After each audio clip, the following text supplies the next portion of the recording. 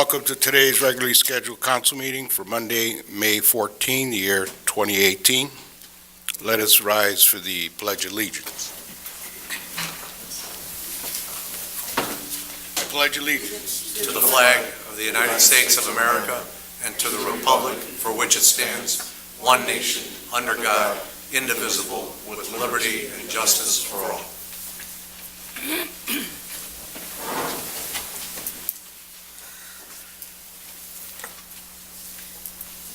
Madam Clerk, roll call.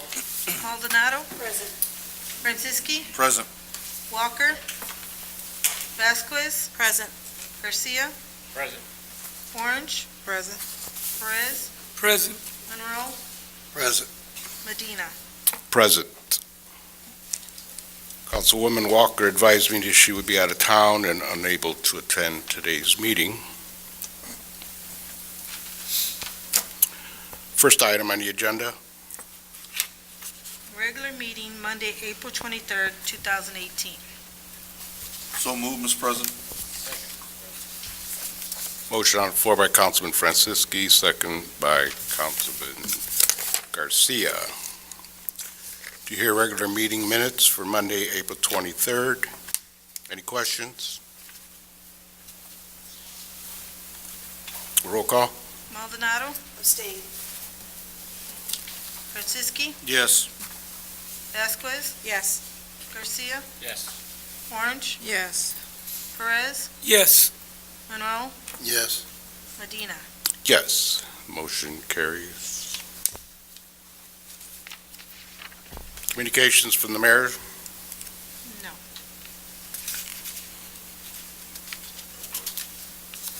Communications from department heads?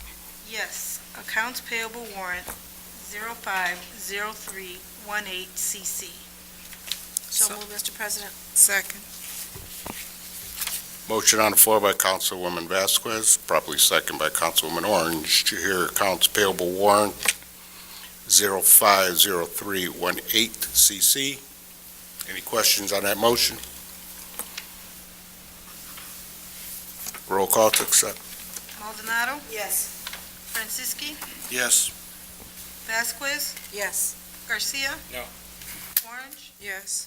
Perez. Yes. Monroe. Yes. Medina. Yes, the motion carries. Next item. Accounts payable warrant 051418CC. So moved. Second. Motion on the floor by Councilman Franciski, properly second by Councilman Monroe, to hear accounts payable warrant 051418CC. Any questions?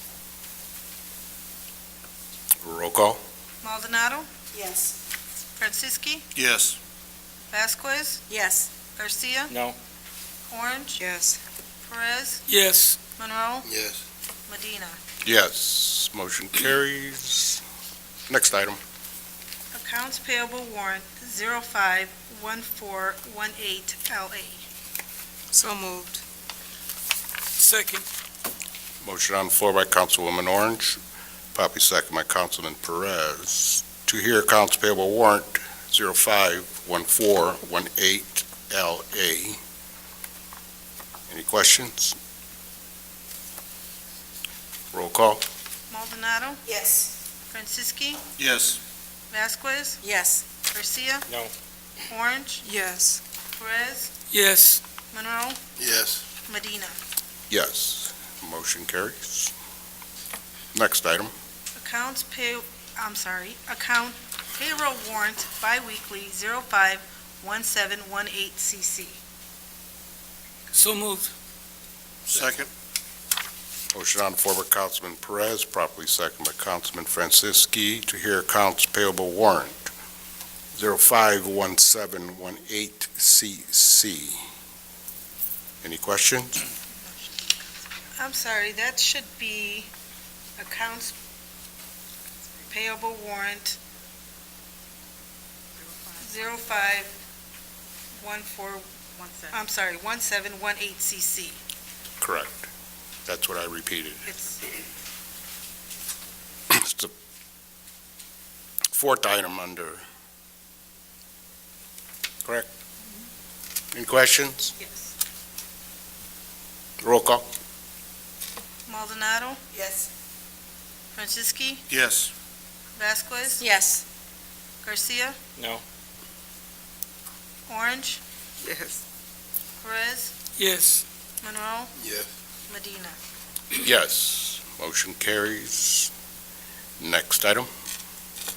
Accounts payable warrant 052518CC. So moved, Mr. President. Second. Motion on the floor by Councilwoman Vasquez, properly second by Councilman Franciski to hear accounts payable warrant 052518CC. Questions on that motion? Roll call? Maldonado, Yes. Franciski, Yes. Vasquez, Yes. Garcia. No. Orange, Yes. Perez, Yes. Monroe, Yes. Medina. Yes. Motion carries. Next item. Accounts payable warrant. Miscellaneous. Payroll warrant miscellaneous 042018. So moved, Mr. President. Second. Motion on the floor by Councilman Garcia, properly second by Councilwoman Vasquez to hear payroll warrant miscellaneous 042018. Questions? Roll call? Maldonado, Yes. Franciski, Yes. Vasquez, Yes. Garcia, Yes. Orange, Yes. Perez, Yes. Monroe, Yes. Medina. Yes. Motion carries. Next item. Payroll warrant biweekly 042018. So moved, Mr. President. Second, Mr. President. Motion on the floor by Councilman Franciski, properly second by Councilman Garcia to hear payroll warrant biweekly 042018. Questions on that motion? Roll call? Maldonado, Yes. Franciski, Yes. Vasquez, Yes. Garcia, Yes. Orange, Yes. Perez, Yes.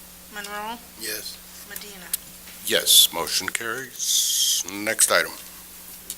Payroll warrant miscellaneous 042718. So moved, Mr. President. Second, Mr. President. Motion on the floor by Councilman Garcia, properly second by Councilman Monroe to hear payroll warrant miscellaneous 042718. Questions on that motion? Roll call? Maldonado, Yes. Franciski, Yes. Vasquez, Yes. Garcia, Yes. Orange, Yes. Perez, Yes. Monroe, Yes. Medina. Yes, motion carries. Next item? Payroll warrant monthly 050118. So moved, Mr. President. Second. Motion on the floor by Councilman Garcia, properly second by Councilwoman Vasquez to hear payroll warrant monthly 050118. Questions on that motion? Roll call? Maldonado, Yes. Franciski, Yes. Vasquez, Yes. Garcia, Yes. Orange, Yes. Perez, Yes. Monroe, Yes. Medina. Yes. Motion carries. Next item? Payroll warrant biweekly 050418. So moved, Mr. President. Second, Mr. President. Motion on the floor by Councilman Monroe, properly second by Councilman Garcia to hear payroll warrant biweekly 050418. Any questions? Roll call? Maldonado, Yes. Franciski, Yes. Vasquez, Yes. Garcia, Yes. Orange, Yes. Perez, Yes. Monroe, Yes. Medina. Yes, motion carries. Next item? Project updates from various projects throughout the city. Good afternoon, or actually good evening. Keith Selvey, Director of Public Works. I just wanted to take this time, we're changing into seasons, to give an update from Public Works, kind of some of the things that has been going on as well as are going on currently. Public Works just completed its annual spring clean. What that entails is us actually sweeping every street in the city of East Chicago, district by district, as well as giving the residents an opportunity to throw out some of the things they want to throw out and not have to get a dumpster per se. We took large, small, whatever the case may be in the alleys, and this was their opportunity to put it out. All in all, the program went pretty well this year. We did have a few situations where we did have to tow. I know some of you folks have called me, as well as some of the residents did call me, but unfortunately, it was a necessary evil to get the streets cleaned. Typically, what we do at a minimum is post the signs on the blocks at least 24 hours prior to us coming through. In some cases, it's up to 72 hours prior to. We started in District 4 back in April 2nd. What we did was, before that, we actually took this particular poster I put up, basically giving the dates of what districts was going to be swept at what time, as well as kind of some of the things that we were looking to do. Large items in the alleys, curbside, all waste material needed to be bagged up, all abandoned vehicles, expired plates, parking in a no parking zone. We basically posted the notice that anybody would be towed away if they were in violation of this. So if you have some questions, feel free to give me a call or let me know. That was kind of the scenario, and we did get some calls. Councilman Rowe? Ms. Selvey, on the cleaning up, which is great, do you have some type of solution when someone is out of town and you tow their car and they have to pay for it and they have paperwork, airplanes, everything to show? Can you come up with something? Well, I think I'm aware of the situation you're talking about. We posted this statically on Channel 21 the end of March to let everybody know when we would be in their specific district. In some cases, it was 2-3 weeks prior to.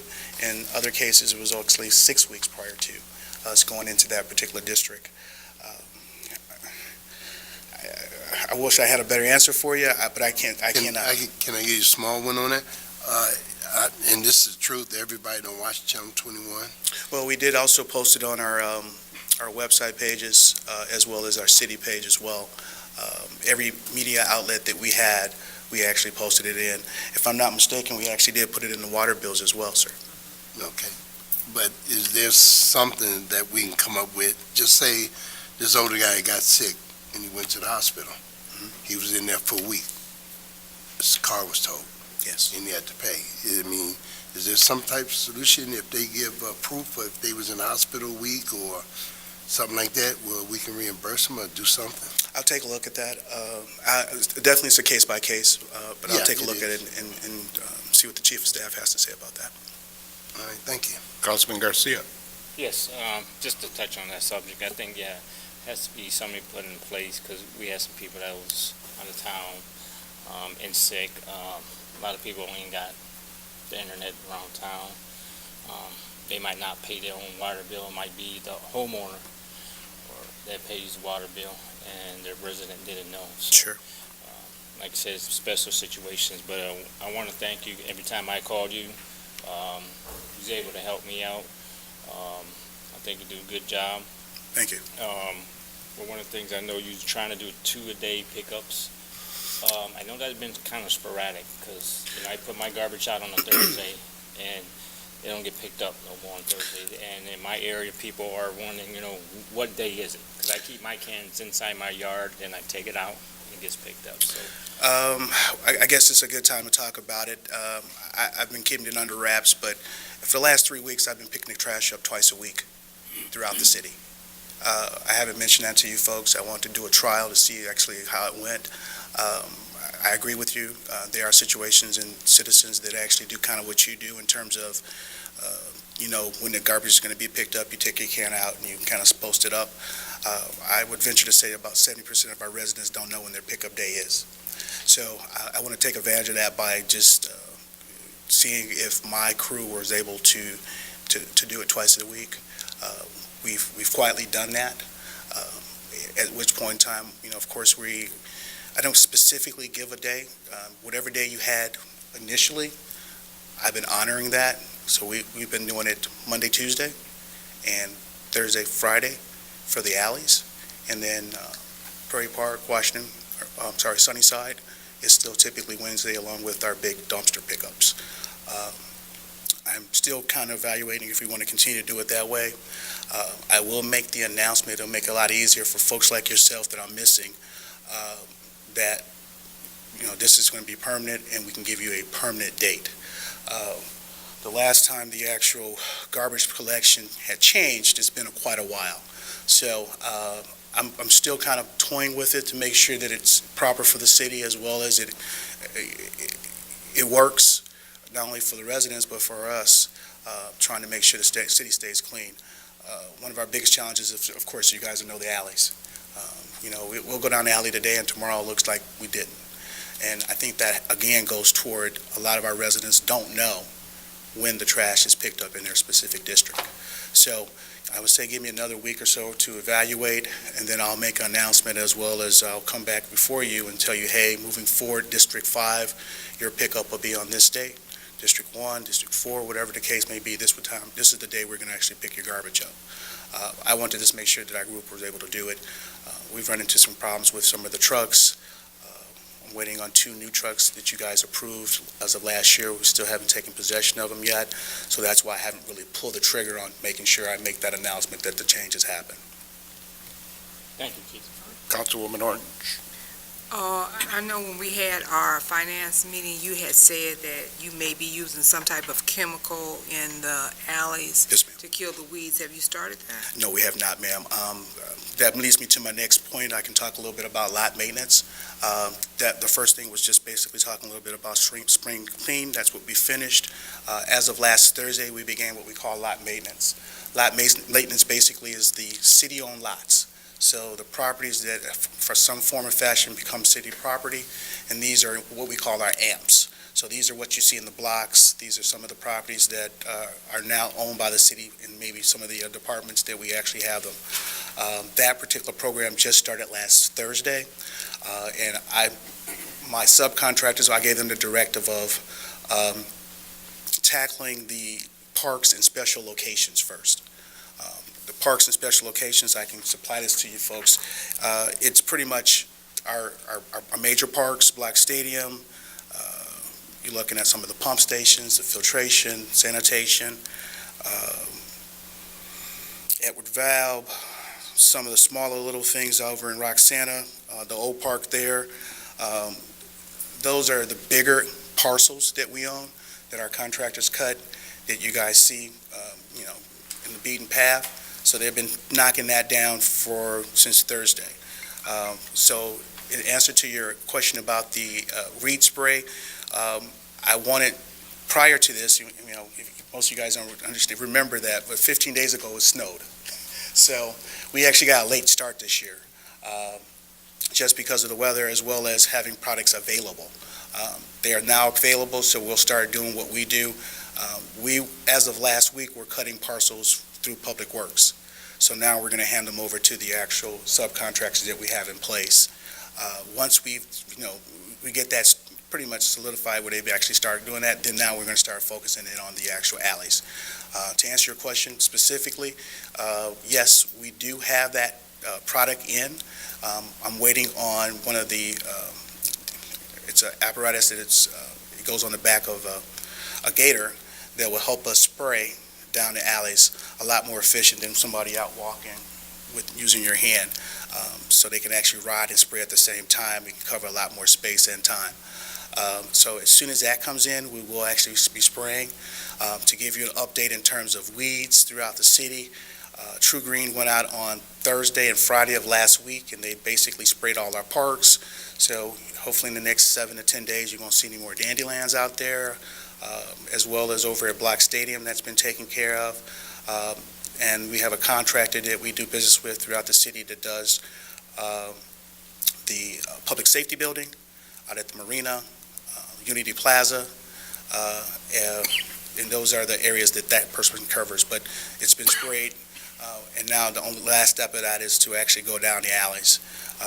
I think we did a fairly good job in scraping the alleys in terms of bringing the debris from the property line back into the actual alley itself, and now it's time to spray. And as you guys know, it's been raining, every other day, and, 2 weeks ago, there was not one dandelion to be seen, but if you ride out there now, they're popping up like somebody planted them. So we'll tackle that. I'm thinking probably Monday, we'll start doing that manually until our actual machine comes in. We'll do it district by district, but yes, our concern is just to make sure that we do have some residents that have some flowers and tulips and things on that back fence, but we'll try our best to not, damage that. But I think if we do this properly, it'll make the alleys look a lot better, and I can concentrate on cutting back the actual foliage. Well, I can say the alleys look good, and you're right, you can go today and then tomorrow it can be back. But in talking about what Councilman Moreau was saying, I think that it should be a way like a call. Just say, for instance, because people get called out of town, sometimes for work or whatever, to be able to, for them to be able to call into Public Works and say, I realized that you were going to do my street on this day, but I was called out of town, I had a funeral out of town, I'm in the hospital. Yes, ma'am. And then the sweeper go around it, because you're not just sweeping the streets just one time. I know you do that initial cleanup and then you go through Periodically. so many times. So we're going to get that spot. But if a person is truly in the hospital or they did get called out of town or something like that, then that is a unjust and undue burden that's been put up on them.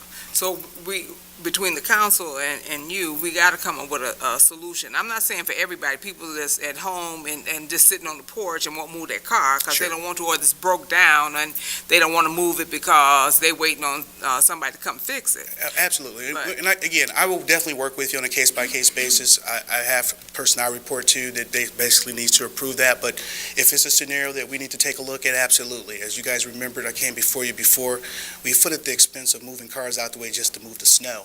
We didn't charge one resident a dime. We moved it out of the way, cleaned up the snow, then put it back. So it's definitely possible, and if it's a case-by-case basis, just bring it to my attention. We get quite a few calls, as you guys can imagine, daily about different things. So if something falls through the crack or doesn't get to me, please call me directly. I'll be more than happy to address it. Thank you. Councilwoman Vasquez. Just a quick question, Keith. There's a couple of NIPSCO lots in my district. Is there a number that we can call, or who takes on that? That's kind of touchy. I know kind of where you're thinking about. We have made them aware, as you can imagine. But it's kind of the same scenario with like the railroads. It's private property, and at which point in time we're at the leisure and to ask them politely to do something. I can take a look and talk to James over in the building department to see if there's something we can do other than that. But I know we are pretty lax, especially with the folks. But we've got those requests in. I know exactly where you're referring to. We got those requests in, but it's kind of, again, it's just like the railroad out here. Some of the tracks are horrible, but all we can do is request. And at which point in time they'll slowly get to us, per se.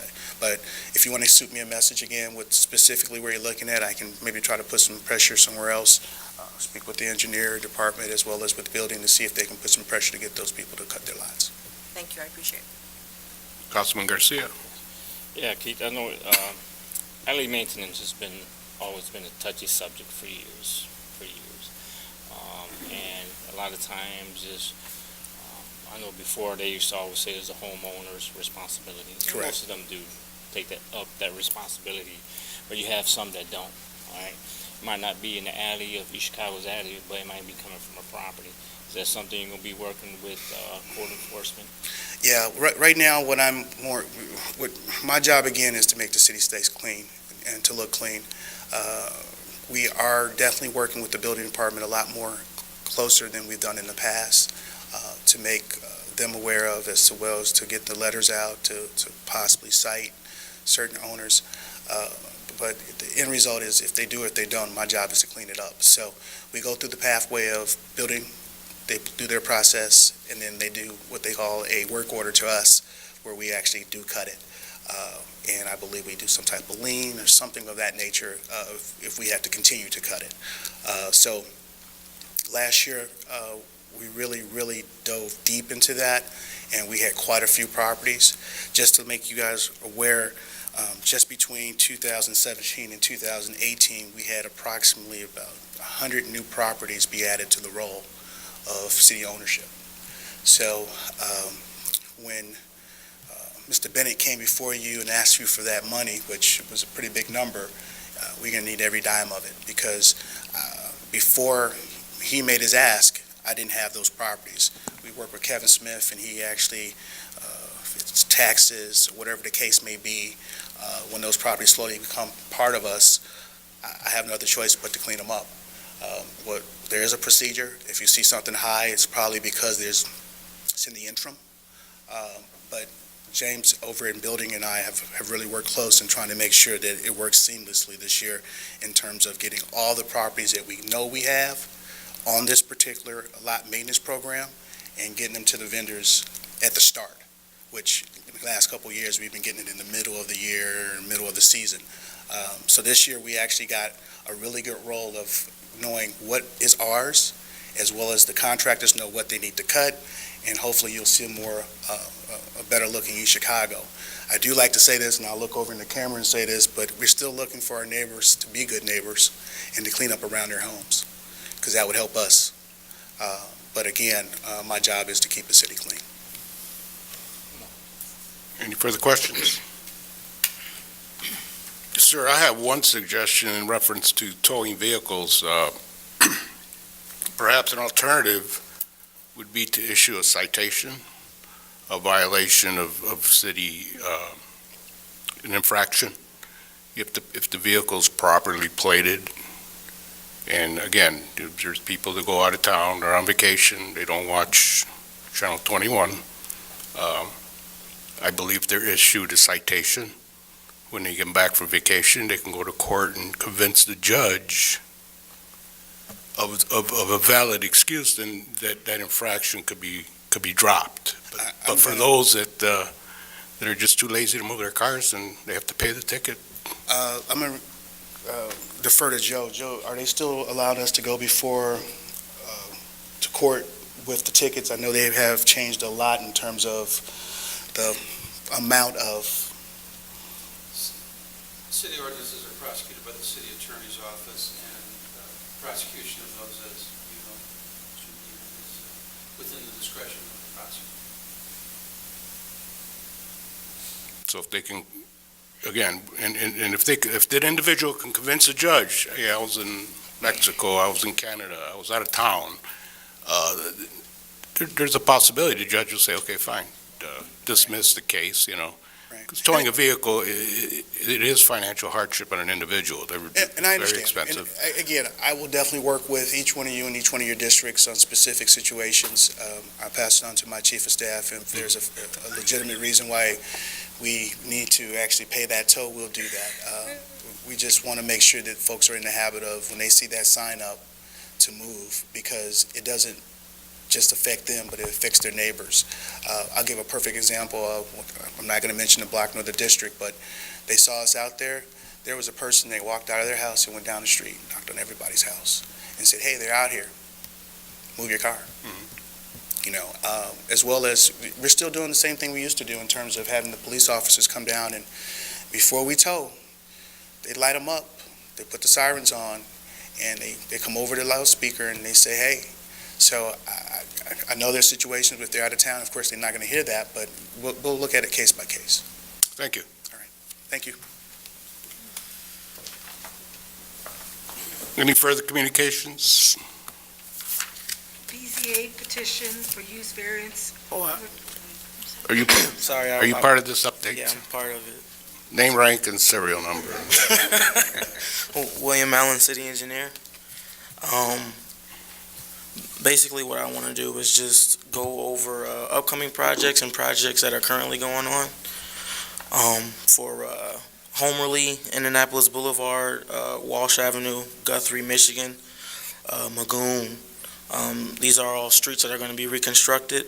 Homerly from 145th to Columbus Drive is currently at the tail end of design, and notices will be going out for reconstruction. New water main, work on the sewer, new concrete and pavement. For Indianapolis Boulevard, money from the state will go towards this. Not the full road from basically the bridge near McShane all the way down to Michigan Street will be replaced when it comes to the sewer, but majority will be relined. Sections will be replaced. A totally new water main will be installed. We're getting money from the Army Corps of Engineers. We were awarded a grant to fully replace our water main. It will be a new 12-inch line.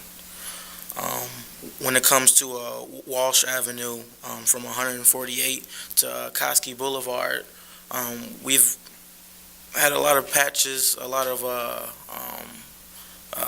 sewer failures and repairs that had to go on in that first 4800 block of Walsh.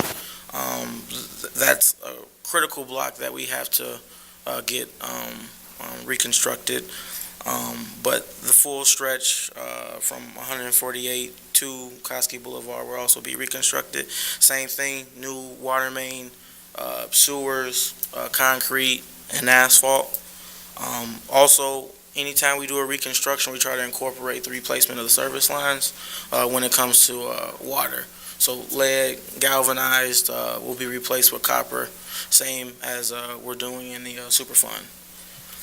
When it comes to Guthrie, the notice to proceed has already been issued to Golf Construction. This is a RDA-funded project, and this will be from Klein all the way to Michigan Avenue. Same thing, new sewer, water main, sidewalk, curb, lighting, landscaping. And when it comes to the landscaping moving forward, similar to what we did for Weg and Reading reconstructions, no seed and blanket, will replace it with sod. In the contract, it gets maintenance for 30 days on the contractor, and it turns out, really nice. When it comes to Michigan Avenue, design will be done by the end of this year and bidded out for construction in 2019. Once we get a better handle on the cost, we'll move forward on that, and we'll also be engaging council members when it comes to the layout for the road, like bump outs, number of lanes, future use when it comes to truck traffic, and so on. For Magoon, currently design is done for Magoon. We just have to coordinate with the residents of school for when's the best time to schedule to get this completed. First, we have to get 149th done. Magoon and 149th are the main arteries on that side of town. When it comes to the utilities, everything flows in and out of those streets. We have the biggest lines when it comes to those roads. So 149th was critical to get done. Second was Magoon. So once 149th wraps up, we can begin on Magoon, but that still has to be planned out schedule-wise. And then when it comes to Homerly for 148 and 151st, that's currently being designed. That'll be done this year, and that will either be bidded out at the end of this year or early next year. Just depends on the timing and other construction project going on in the same area. When it comes to resurfacing, we have 148th, 150th, 151st, Fur, Grand, 142nd, Parish, Drummond, When it comes to Columbus Drive, the portion that the city is responsible for is west of Indianapolis Boulevard. Part of a project that has also been granted to notice to proceed and funded by the RDA is the Columbus Drive Intersection Improvement Project, basically starting from Euclid all the way to Klein. This will incorporate new asphalt, all new sidewalk, bump outs at the intersections, which allow pedestrians to be able to safely look down the street and see oncoming traffic without actually being in the road. There'll be decorative pavers, similar to what's out there now, but just basically a touch-up, as well as trees and some landscaping at the intersections. More streets to be resurfaced is Butternut, 143rd, Grace, 144th, Fern, 140th, and then moving forward throughout the city, we will be redoing the ADA ramps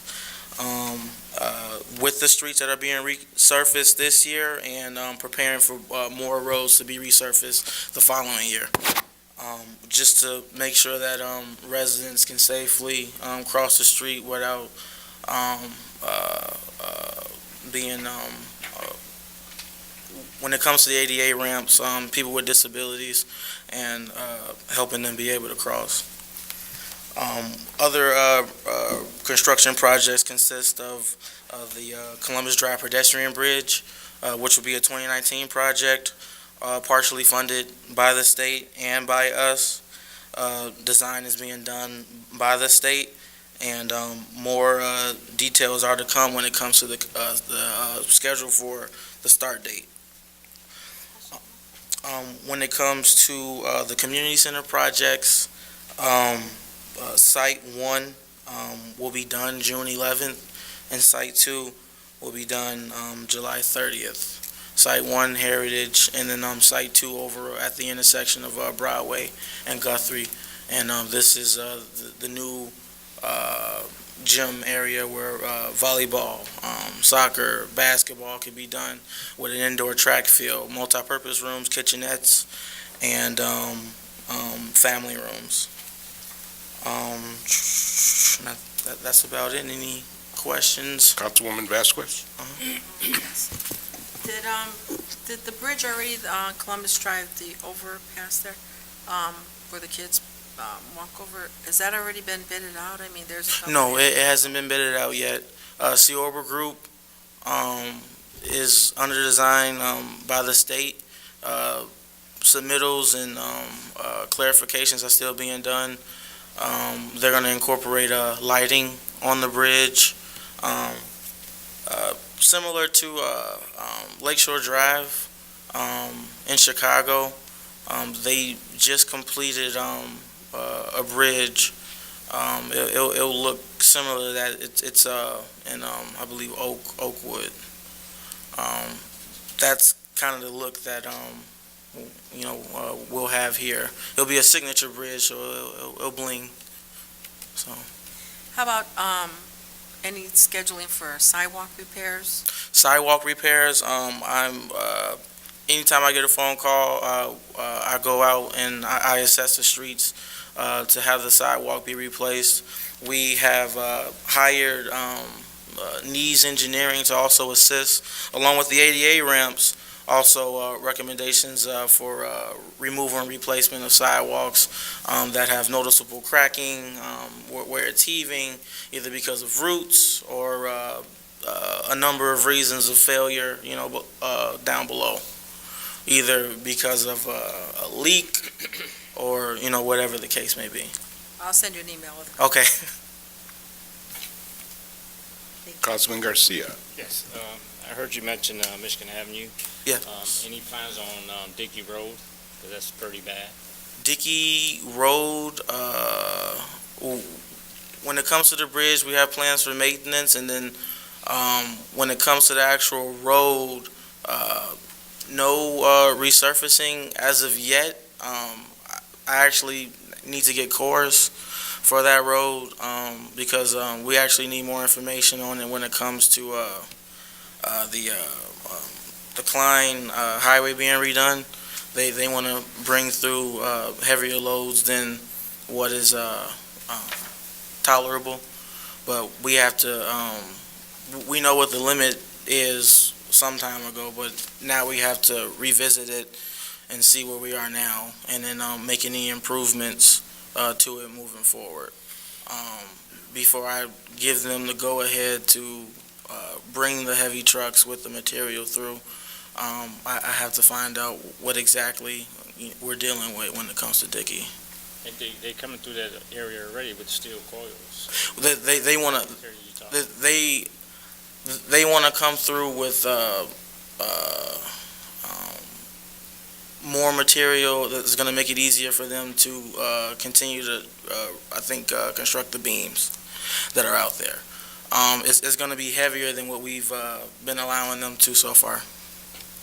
How about that, any thoughts still on that right-hand turning lane from Michigan Avenue? Temporarily, that's still under design. That intersection is also still being worked out because there's a lot of moving pieces with property becoming available, which if we own, it gives us more flexibility to better improve that intersection. So that's currently being worked out right now outside of my department. But temporarily, we're going to restrike that to try and help out with that issue. But moving forward, we're going to have a permanent fix, for sure. The other question was, I know by McKinley, 149th, we was using that alley as a thoroughfare. I think they closed it off and went in now, so it's pretty, cars and buses are having Oh, okay. time. I see going what you're through saying. Yeah, when it came to there by Sharks. right, when it came to the intersection of 149th, that intersection now is going to be worked on. When it comes to the sewer, that's going to be replaced there. That intersection is scheduled to be closed for 6 weeks. The plan is to reopen Magoon and have that be available for vehicles to come through.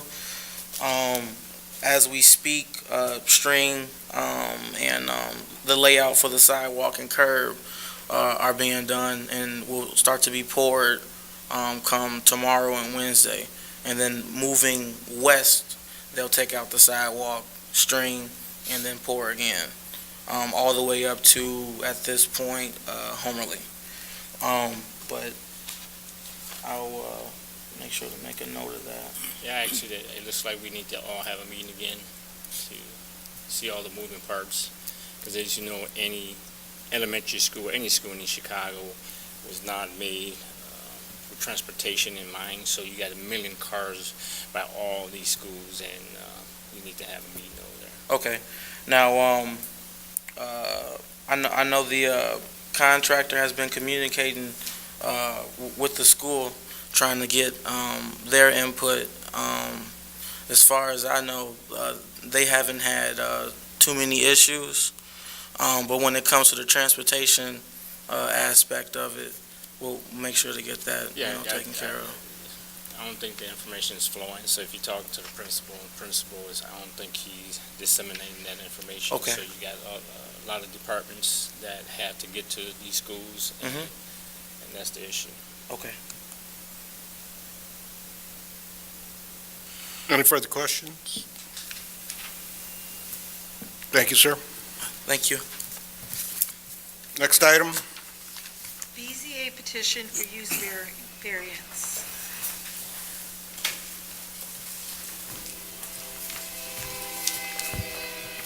Good evening, members. Richard Morrisroe. I'm here today as our Theodis Burnett, who is the petitioner on this BZA petition. It's for a property which has been at times a corner tavern at 1219 West 150th Street. Yes, sir. Is it in our packet? Which one is it? Resolution. Facts and findings, and the resolution is 180006. Get that. No, he's really talking about the report that comes before that. That's right. That's what he's talking about. The BZA report. I believe it's there, is it not? Okay. Okay. No.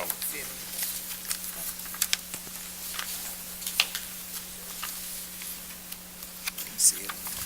We've had a change in our secretaries, and there may be a page or two missing as we get her accustomed, Ms. Wright, to replace Ebony Stringer Williams, who was with us for 15 years or more.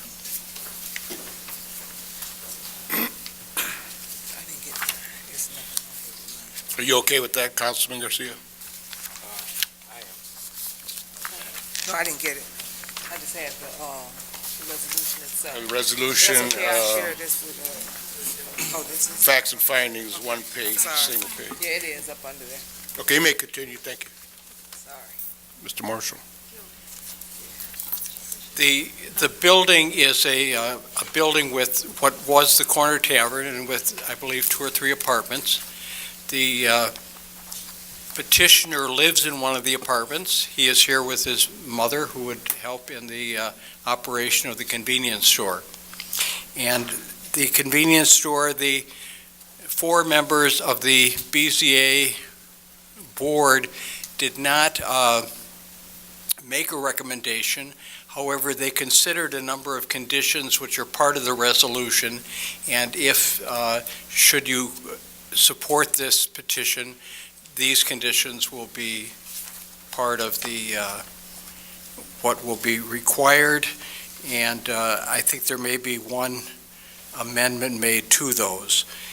The building is not going to undergo major repairs at this time, so that, that Mr. Bennett, I believe, Burnett rather, to purchase the building and to repair it, is not prepared to do major interior repairs, but he's ready to begin and will make those repairs and acquire the proper permits as time goes on. Mr. Burnett, do you have any questions of Mr. Burnett and his? Do any of the council members have any questions for Mr. Marshall? Councilman Garcia? Yeah, you mentioned the board didn't take a vote on this? The board took a vote, but voted 2-2. They voted what? 2 members to 2 members, 2 in favor and 2 not in favor. No tie-breaking vote on it. No, unfortunately, we only have 4 members on the Board of Zoning Appeals at this time. However, one of the Board of Zoning Materials lives about a block away, and she was in favor, so. However, there were some people there who objected to it. They seemed, however, to listen to the presentation and to even be willing to entertain it as time went on. Councilman Franciski. Thank you. For my colleagues that don't know the location, it was actually the old Mary and Jim's Tavern, 150th and Wag. I did speak with Mr. Burnett. I also attended the BZA meeting with some of the residents there, and it was, some were for it, some were against it. Myself, I had, reservations of it, but talking to Mr. Burnett and talking to the BZA, and we made some of the conditions, and it's right here in the packet. I feel comfortable giving Mr. Burnett a chance to open up his dream, his store. I think it'll be good in the neighborhood, and I'm hoping my colleagues will agree on me with this vote. Thank you. Councilman Garcia. Yeah, I just don't, how do they come to the notion no lottery ticket sales as a condition? Well, these are conditions which you may discuss. I believe the planning director felt that these would be ancillary to the convenience store, as with cigarettes. Many people feel a convenience store should have cigarettes. Alcohol sales, there's more general agreement that should not be part of a neighborhood convenience store.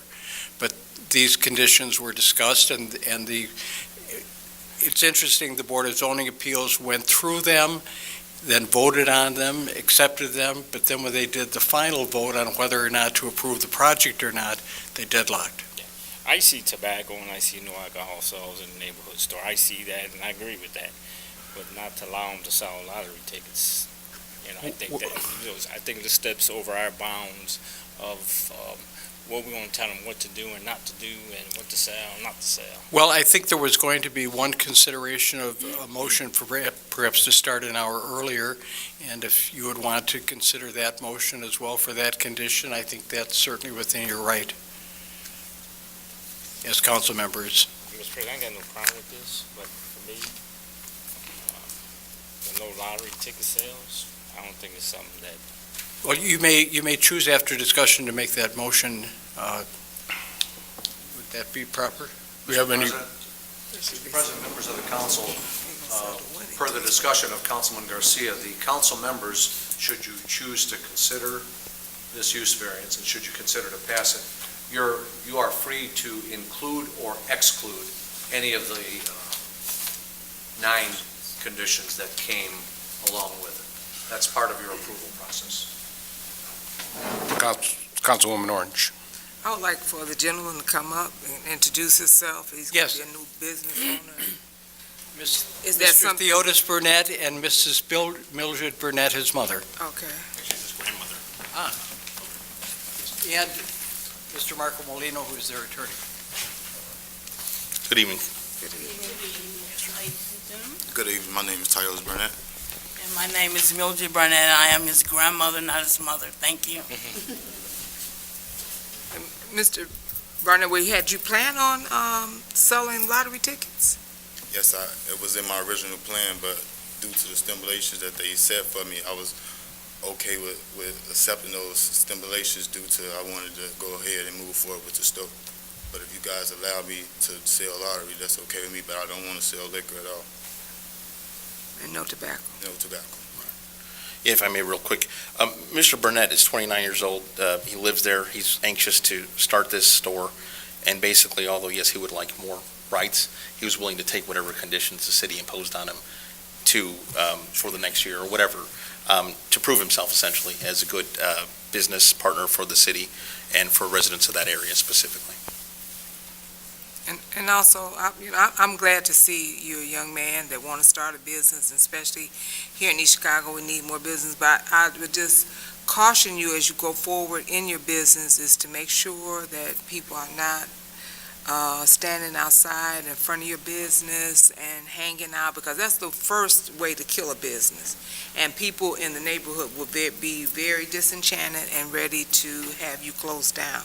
And if you want to be successful, you make sure that you put up signs, no loitering or anything like that, and move those people along, because, they don't have your same dream, and they will be the dream killer. And so I'm hoping that you be very successful. Councilman Franciski. And that was one of the conditions, Councilwoman Orange, we talked about with Mr. Burnett, with one of the 2-year condition variance with 1 year after. So if there is problems or if there's a lot of ordering, and he understood as well, that we would come back in front of the council and see whether we're going to continue to renew his license. And again, we didn't have a problem with the lottery tickets, or myself, or some of the residents here as well. I think that was something with the planning commission put in. And there was one more change I would like to talk about, that me and Mr. Burnett as well, if he can open up at 7 o'clock instead of the 8 to 7, is that correct? That's fine. Yeah, so 7 to 7, correct? Instead of the 8, so you can get a little jump on the kids needing milk for their cereal in the morning. So. Councilman Garcia. yes, Mr. Burnett, I want to congratulate you. Like Ms. Orange said, a young man opening a business here. And we applaud that. We need more people coming in that live in the city and do a business. Saying that, make a motion that we change the hours in number 5 from 7 to 7 and exclude number 7, no lottery ticket sales. I'll second that.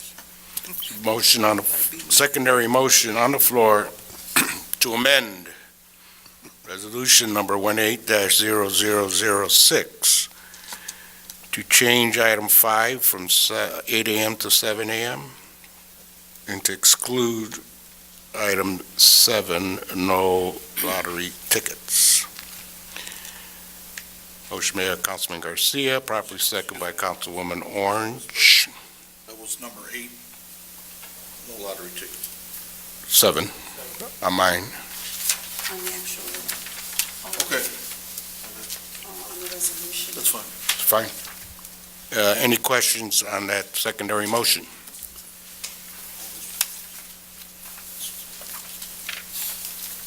Madam Clerk, roll call to amend resolution number 18-0006.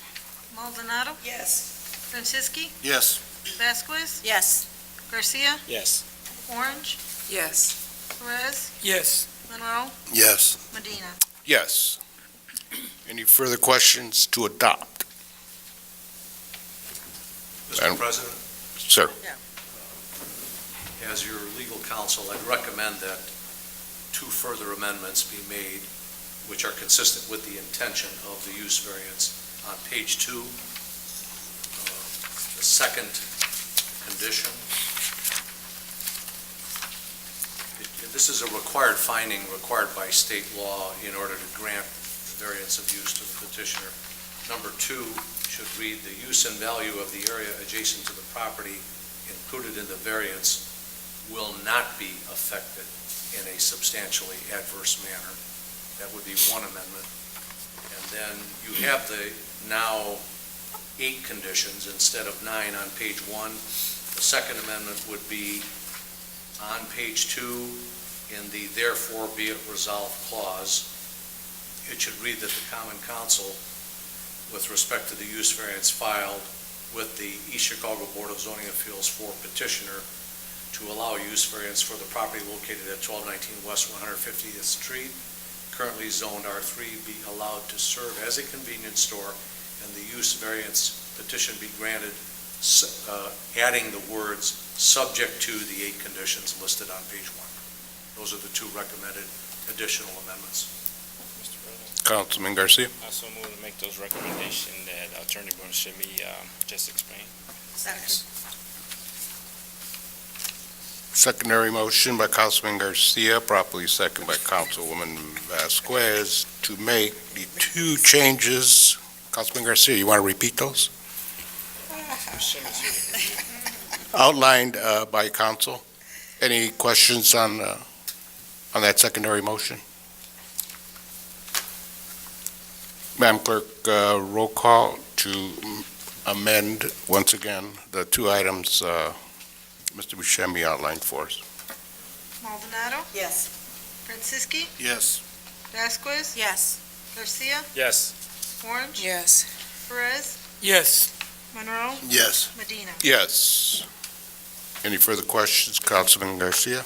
Yeah, Mr. President, just Mr. Burnett, I know the redevelopment have programs also. I know they got like a facade program. They got other programs that's going out too. So I encourage you to talk to those departments to help try to help your business. Okay. Councilman Monroe? Yeah, I would like to tell a young man, keep his eyes on the prize and stay straight on the narrow road and go with your dreams, man. I will, thank you, sir. Think big. Any further comments and/or questions? Madam Clerk, roll call to adopt as amended twice, Resolution 18-0006. Maldonado, Yes. Franceschi, Yes. Vasquez, Yes. Garcia, Yes. Orange, Yes. Perez, Yes. Monroe, Yes. Medina. Yes, that motion carries. Congratulations. Thank you. And I would like to thank you all, and I would like to let you all know I am the security, so the hanging out will not be there, okay? Thank you. Have a good evening. Have a good one. Madam Clerk, next item. Committee reports. Do we have any committee reports? Councilman Yeah, Monroe? don't have a report, but abatement committee, we're going to have a meeting on next Monday, 6 o'clock here in the chambers. Very good. Councilman Perez? Mr. President, we have a report on the Public Safety Committee. Attorney Buscemi met with the FIG Group, and he's prepared to give a report to the council about that meeting, if we permit. Sir? Mr. President, members of the council members have the packet that was provided for each member of the council. The clerk's office also has a copy. This was provided by Linda Figg, the president and CEO of the Figg Bridge Group, at the informational meeting that was held on May 2nd.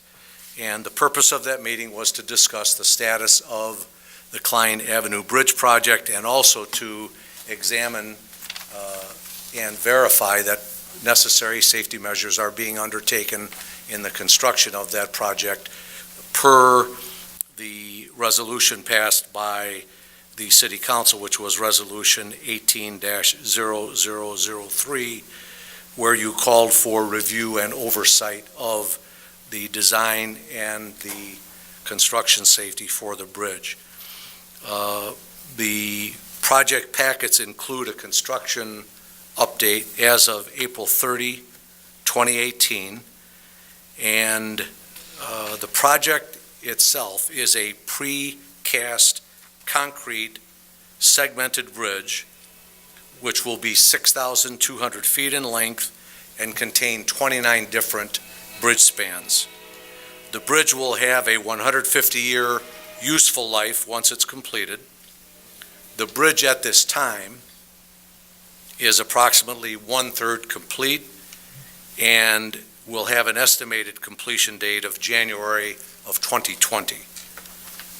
Paul Myers, who many of the council members know, is the on-site construction safety manager for the project. Mr. Myers is responsible for safety training and also for safety inspections. The Figg Bridge Group design of the Klein Avenue Bridge was reviewed by a separate design team prior to the start of construction. Your project packet also contains a listing of the project team, including over 30 local union contractors and suppliers who are involved in the project in such areas as concrete and metalworks. Although there is no local hiring requirement in the development agreement, the Figg Bridge Group stated at the meeting that they are committed to local hiring, and the project packet does contain, as an example of their local hiring commitment, information on 3 East Chicago residents who are currently working on the project out of Labor's Local 41. Once completed, federal and state law requires the bridge to be part of the National Bridge Inventory System, and the bridge, as any public bridge, will be subject to safety inspections that are required every 2 years. The council members may also know there is a website for this project that's available 24/7. The website is kleinave.com, KLINEAVE.com. There's additional information in the project envelope for members of the council. All of this information was provided by the Figg Bridge representatives that were at the informational meeting. Thank you. Councilman Garcia, Yeah, just, can we discuss this now, or we just wait on it? you could discuss it now. Yeah, just discussing that, part of that employment package should have been included when they, when this council gave the Figg that property and made that contract. I got a question for Mr. Dalton. Your approach, please. Yes, sir. Welcome tonight. Thank you. I know in that contract, they talked about giving them an abatement, correct? There was, in that contract, abatement conversation, and there was also TIF conversation. I'm not aware of the final details of that contract. Actually, John may have a more recent version than I saw. Oh, the abatement can be written into a contract, because that abatement's got to be voted by this council. Absolutely. Correct? Yep. So, the contract with, when it talks about the abatement, is not void to me, because this council is responsible for voting for that. They haven't applied for one, correct? I am not aware of an application that came before this council and was approved for an abatement, no. And I just asked this council that once it does come up, that we renegotiate maybe that contract to get a better percentage of that, get some employment for our residents here, because that's something that should have been in that contract. So we don't have to give them an abatement. I know it was written into that contract, and it should have never been written into that contract, but maybe that's something in the future that if they do apply for it, you know what, these are conditions to give you an abatement.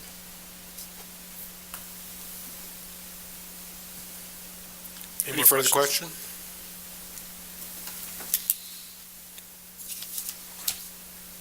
Any further committee reports? Do we have any board reports?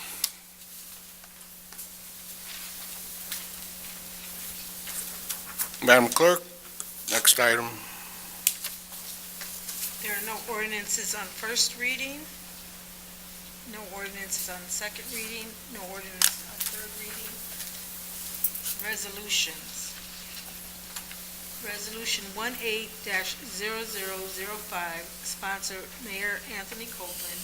Resolution of the East Chicago Common Council approving the determination of the Board of Public Works regarding a specialized construction contract for a public work in the city. So moved. Second. Motion on the floor by Councilwoman Orange, properly second by Councilman Garcia, to hear resolution number 18-0005. Questions on the motion? Councilman Garcia. Is there anybody here to speak on this? Good evening, Council. Joe Allegretti, Corporation Counsel. This motion concerns improvements to the water department's distribution system, specifically two 4 million gallon storage tanks. One has been bid, and another one is has been advertised for bid. Our local hiring and minority hiring ordinances contemplate the existence of so-called specialized construction projects. The ordinances provide for a procedure whereby and I think in my memory, and I was here when these ordinances were adopted, these local hiring ordinances. This is the first time this has ever occurred. I guess I might be wrong, and President Medina might correct me. But the procedure that exists in the ordinance provides that the Board of Works determine initially whether a proposed public work construction project is specialized and submit determination with a petition, grounds, and justification to the Common Council for its approval. This is what's occurred. In the packet is a copy of Resolution 2018-17, which is the resolution of the Board of Works dated April 25, 2018, making that determination. The ordinance provides that submitting the matter to the council must occur, and the council approval must occur before the construction contract is awarded and a notice to proceed is given to the contractor. The findings of the Board of Works are that was a determination that 57% of the project is a so-called specialized construction project as defined in the minority hiring and local hiring ordinances. One of the bases for that determination made by the Board of Works was correspondence from one of the two pre-qualified tank contractors. Without the pre-qualification, the tank contractors are not allowed to submit a bid, suggesting the specialized nature of it. The correspondence, which is also included, indicated that on the average size of a typical construction crew for this kind of a tank, is approximately 12 people, not including the superintendent, and estimated that 8 of the 12 would be full-time workforce, permanent workforce of the contractor. The significance meaning that these people are not going to be hired out of the union hall, but rather are full-time dedicated employees of the contractor who travel with the contractor from job to job in the region and in some cases nationally. The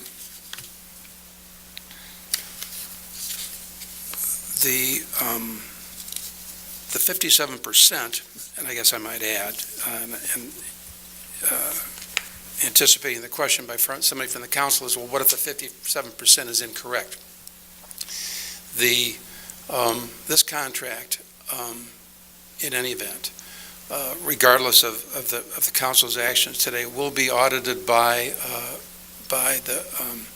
the city's representative, Esperanza Ramirez.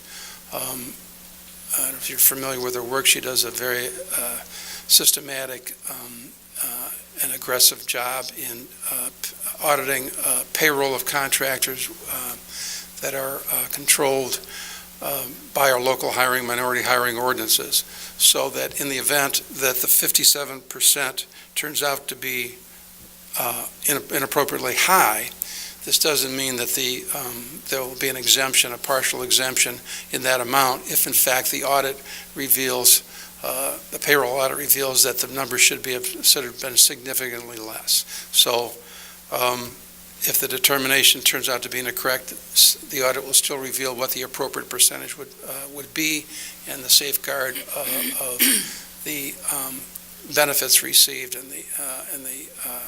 through the audit and the purpose of the local minority hiring ordinances will be protected. Councilman Garcia. Yeah, Mr. Allegretti, I know there was 2 bids in here also. Yeah, I made copies of the two advertised invitations for bid for these 2 projects. Contract 1 for MG pressure tank, and then contract number 3. Can you explain contract number 3? That's a pumping station. It's 85% of the cost of that is for the pump itself, which is located adjacent to the pump tank, and the purpose is to pump the storage tank, with water. There'll be very limited payroll construction workers for that project. However, to the extent that there is payroll, the local hiring and minority hiring ordinance will apply. As I see, it's a diesel generator. Yes.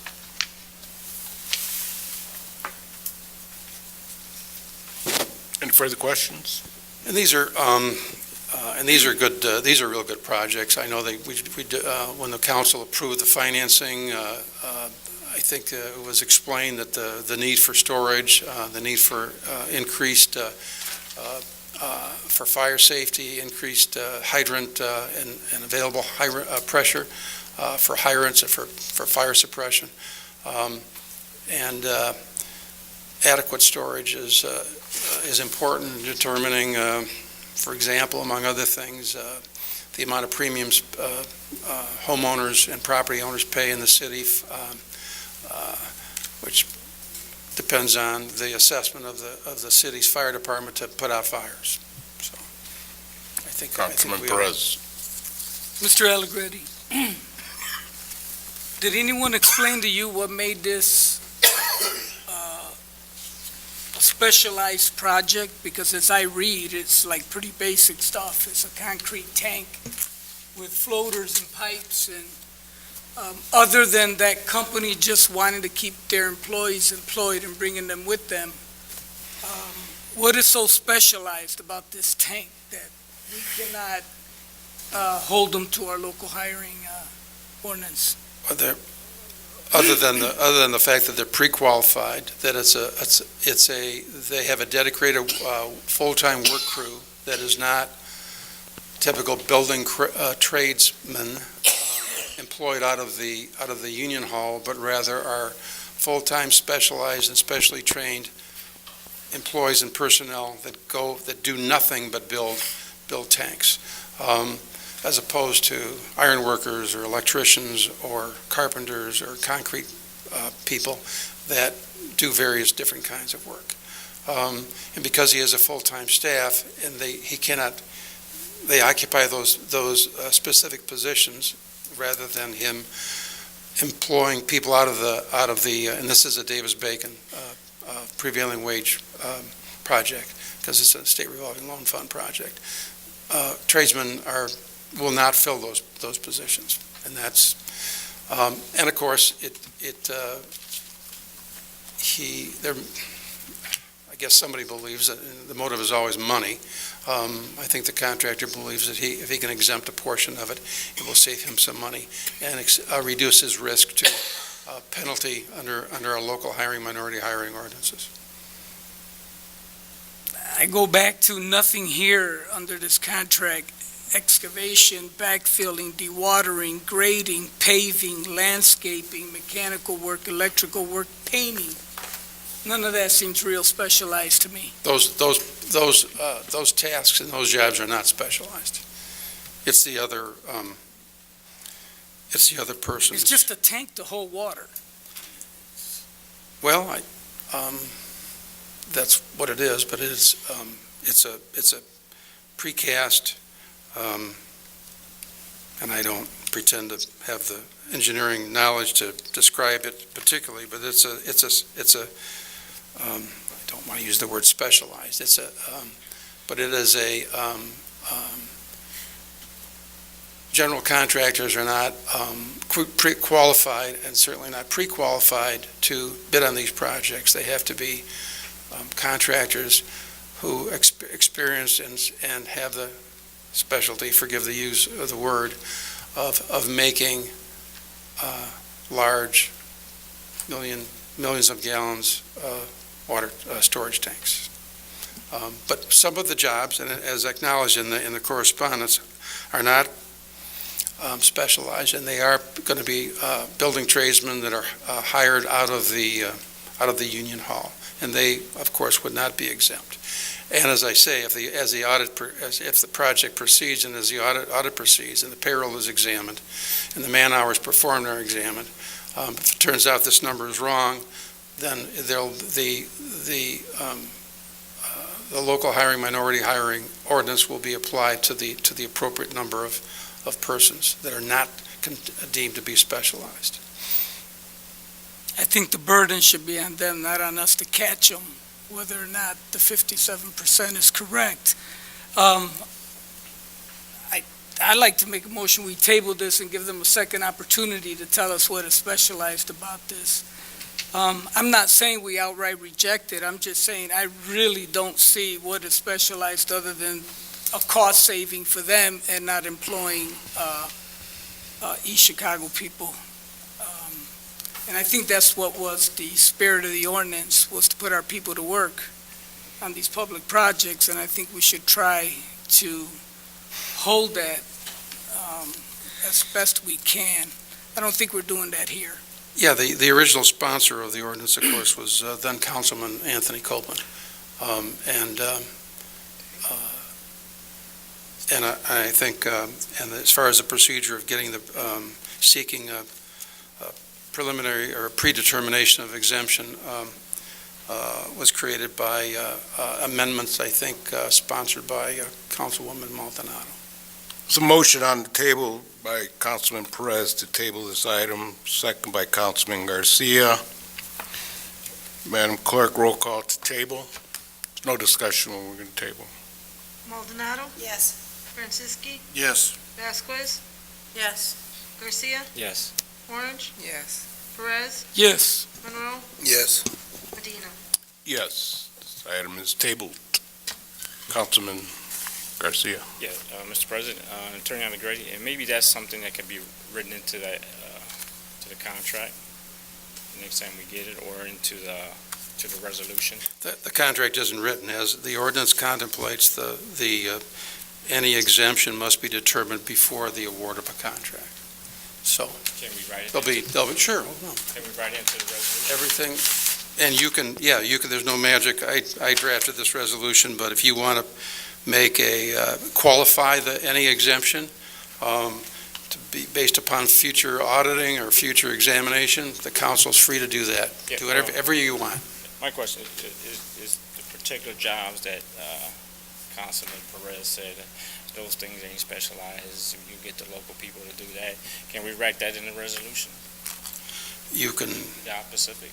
I think the ordinance, the makers of the ordinance in their wisdom defined what specialized construction contracts are, and you can determine whether this is specialized, or you can also determine whether if it's not specialized.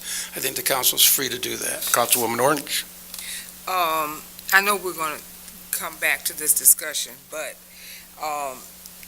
with the concrete situation, the bridge falling, Klein Avenue falling, this water tank is pretty big water tank.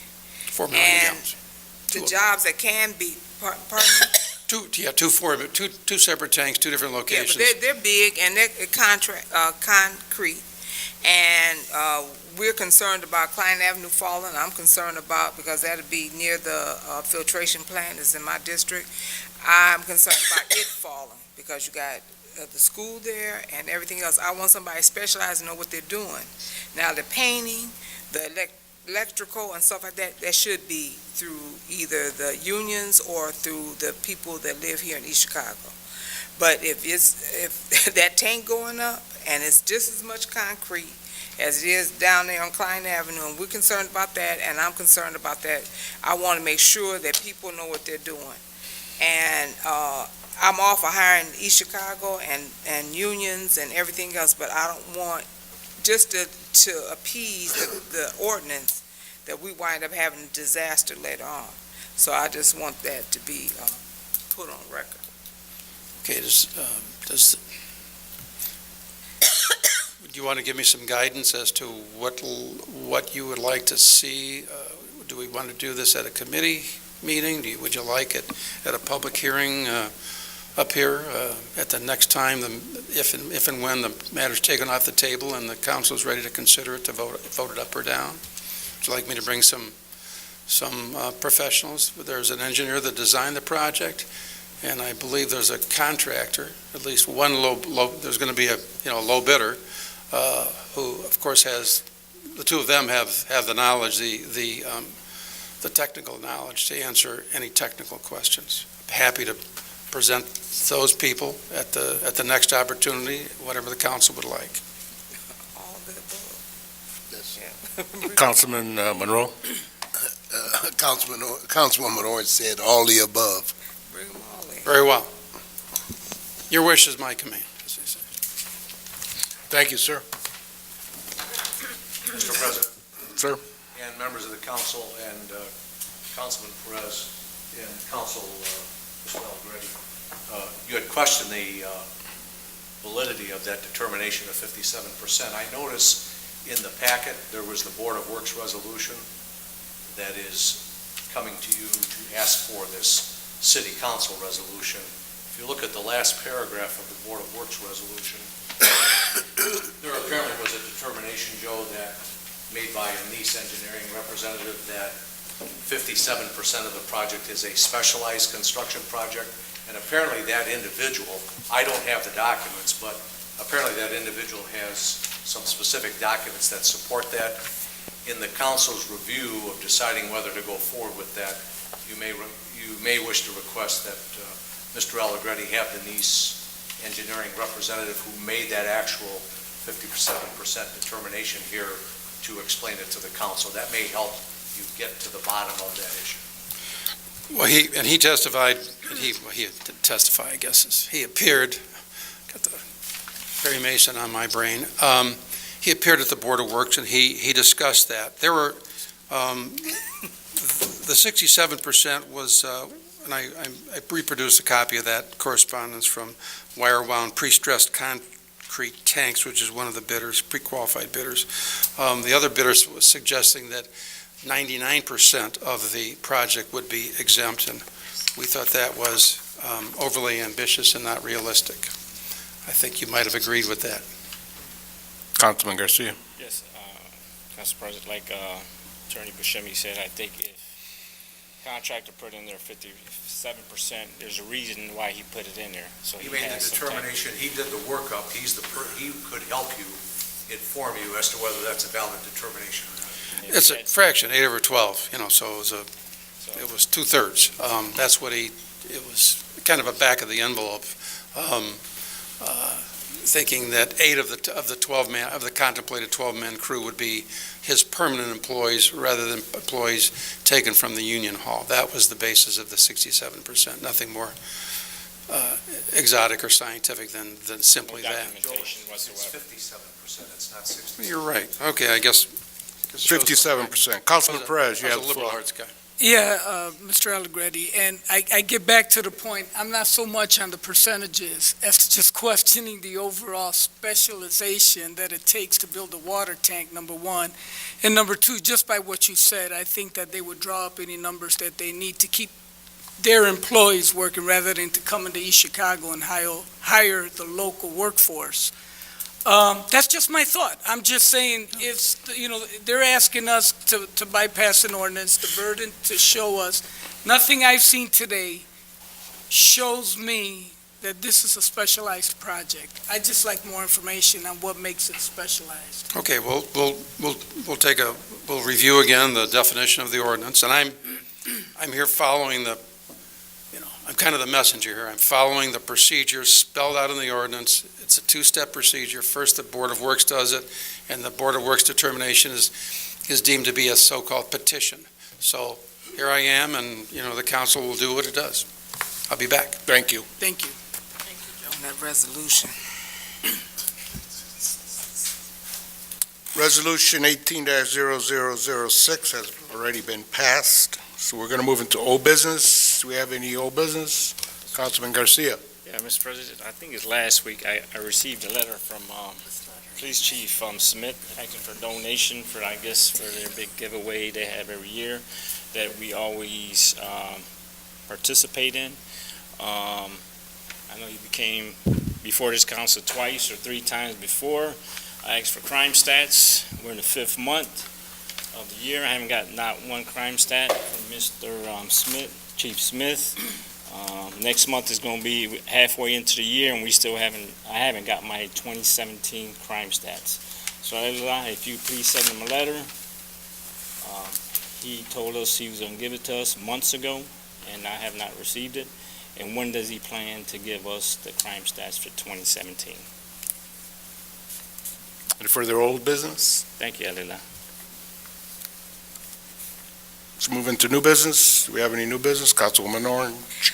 Yes, some of you may know, because I've called you out on Facebook, and some of you may not know, but the Boys and Girls Club, it has a basketball challenge, and they are trying to raise money for the kids this summer for activities, the kids that cannot afford it. Some of the kids can't afford it, but some of them miss trips, miss art programs and everything because they can't afford to pay for the fee. So they are doing a basketball challenge, and it's $20 if you miss and $10 if you hit it. So they're counting on you missing. I could really make the shot, but I missed 3 times, so I just want to let you know. So that was going to be my donation anyway. So I'm calling out this council, and I hope I don't have to call out each individual, but I'm calling this to do that challenge to help the kids this summer. And I told them that our president was a basketball star, and he was going to really get into it and make a lot of shots. They waiting on you. You lied for the first time this year. As a police officer, I shot as an expert, but that was with a weapon and not a basketball, but I will try. Councilman Franciski. Oh, yeah, I want to let the clerks know if they could put a meeting together. Well, I talked to them for a meeting Tuesday, May 22nd, here at the Chambers at 4:30. It's for the Standing Committee on the Indianapolis Boulevard Project. We'll have the city engineer, William Allen, representative from the State Highway Department, and the designer of the project himself. So I'm asking my colleagues if you have any questions, and he said he'd go over any other projects that he explained tonight as well. So that's Tuesday, May 22nd at 4:30 here in the council chambers. Can we email questions to you? Are you going to open this to the public, or is it going to be just committee only? No, it's open to the public. And then we need to advertise? Correct. So then all council members are welcome to attend, 4:30, May 22nd. Any further new business?